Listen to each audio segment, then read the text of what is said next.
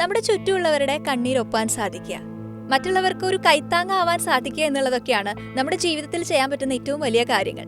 അങ്ങനെ നോക്കിക്കഴിഞ്ഞാൽ നമ്മുടെ ജീവിതം കൊണ്ട് മറ്റുള്ളവർക്ക് ഒരുപാട് ഉപകാരങ്ങൾ ചെയ്യാൻ സാധിച്ചിട്ടുള്ള, അതിന് ഒരുപാട് പുരസ്കാരങ്ങൾ നേടാൻ സാധിച്ചിട്ടുള്ള, എന്നാൽ ഇപ്പോൾ സ്വന്തം ജീവിതത്തിൽ ഒരു വഴിത്തിരിവിൽ എത്തി നിൽക്കുന്ന ഒരാളുണ്ട്. അദ്ദേഹത്തെയാണ് ഇന്ന് നമ്മൾ പരിചയപ്പെടാൻ പോകുന്നത്.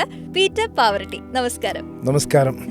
നമ്മള് പാവറട്ടിക്കാർക്ക് എനിക്ക് തോന്നുന്നു കൂടുതലായിട്ട് പരിചയം ഉണ്ടാവുക മാതാ മൊസൈക്ക് എന്ന് പറയുമ്പോഴായിരിക്കും അല്ലെ. പാവറട്ടി പള്ളിയിലടക്കം ഒരുപാട് വർക്ക് ചെയ്തതിന്റെ ബേസിൽ നമ്മൾ തിരിച്ചറിയപ്പെടുന്ന ഒരു ഫാമിലിയാണ് നിങ്ങളുടേത്. അപ്പൊ ഫാമിലിയെ പറ്റി പറഞ്ഞു തന്നെ തുടങ്ങാലോ. മാതാ മൊസൈക്ക് ആ ഒരു കാര്യങ്ങളൊക്കെ ഒന്ന് പറയും. ഞങ്ങളുടെ ഫാമിലി വളരെ മുമ്പ് തന്നെ മൊസൈക്കിലാണ്.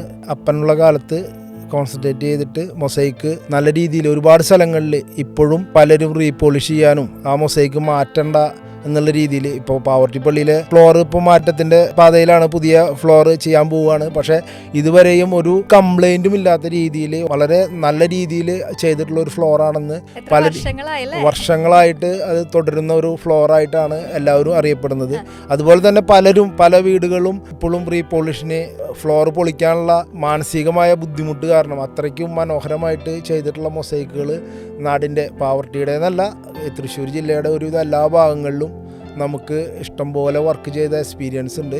അങ്ങനെ ഒരു പ്രശസ്തമായൊരു ഫാമിലിയാണ്. ഇപ്പോൾ മൊസൈക്കും ഒക്കെ പോയി, മാർബിളും പോയി, ഗ്രാനൈറ്റും പോയി, ഇപ്പോൾ ടൈലാണ് ഇപ്പോൾ എല്ലാവരും യൂസ് ചെയ്യുന്നത്. ആ രീതിയിലും ടൈലിൻ്റെ മേഖലയിലും ഇപ്പോൾ ജഷൻ ടൈലിൻ്റെ വർക്കൊക്കെ ചെയ്ത് അങ്ങനെ ആ രീതിയിൽ കടന്നു പോകുന്നുണ്ട്.